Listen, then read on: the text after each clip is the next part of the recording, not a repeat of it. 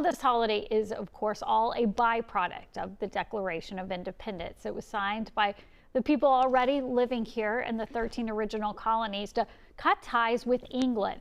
40 people signed that foundational document. One of them was Lewis Morris, who you see right there. He lived in New York. Like the others, he took great risk in signing, and his home was attacked thereafter.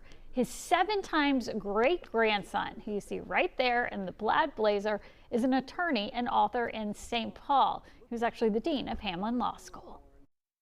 When he was about to sign the Declaration, a friend quipped, saying, "Lewis, what about your estates?" Because all the men who signed the Declaration were committing an act of treason against King George.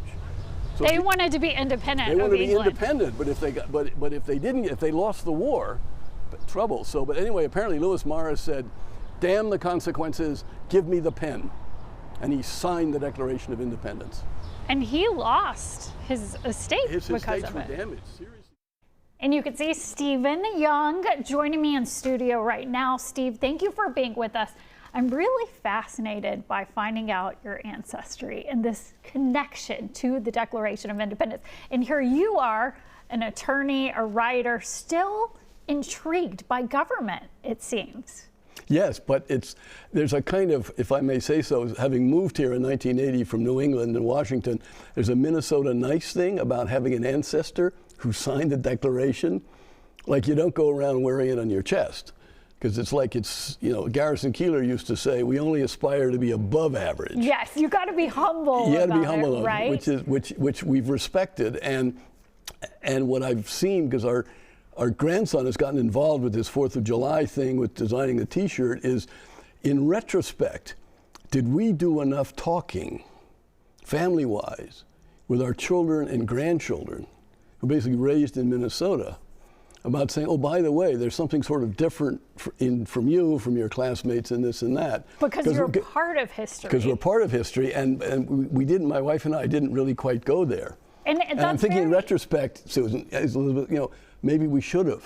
I don't know. Well, I know American history is a big part of your story. For that reason, you were in Vietnam. Yep. We know you met your wife there, and you just spoke of your grandson who designed the T-shirt that helped St. Paul fund a project to get fireworks back. So I'm seeing a lot of parallels through the generations here.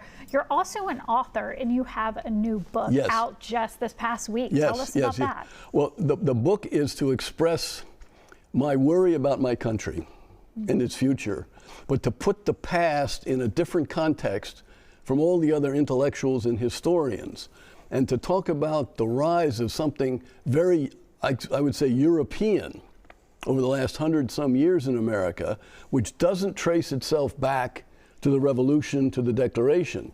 It was this German notion of an elite of experts and professionals. And say the name of the book, because it's America versus the Overclass. So when you talk about the elite, the Overclass, same thing, right? Yeah. And my thesis is that we Americans, and I have ancestors on the Young side too who did this, we started out with a sense of what historians call a sense of covenant. We are here, we are responsible, we have relationships with you, we have relationships with the past, we have obligations to the future. It's kind of an Old Testament Protestant thing, but it gets stuff done. And you've studied the past extensively. Yes. You've studied the law extensively. Yes. What in your moment is your hope with the challenges you've stated in your book? My hope is that as our culture and politics has broken into 2 warring factions, each about 25% of the people, that the 50% of the American people who are kind of still solid Americans in the center, that they will find their voice, they will come together, they will say to both extremes, calm down. And you think that's most people are in that spot? I think it's a majority. If you look at the polls, if you look at the polls on the Democratic Socialists, okay, so in Gen Z, maybe it's 36%, but if you look at Democratic Socialists on sort of the far left, I know 16%. All Democrats, maybe 27%. You look at MAGA is maybe 25, 27%. So you're feeling most people are somewhere in between. And most people are in between, and that's what polls will tell you. But who speaks for the middle? Who speaks for the centrists? We've come out of in my lifetime, I think part of the breaking away from the covenant, creating our difficulties, was my generation, the baby boomers. We're the me generation. We're not the we generation. And you address that in your book. Yes. Okay, yes. So say the title of your book again. America versus the Overclass. How a new elite has corrupted our nation and what we can do about it.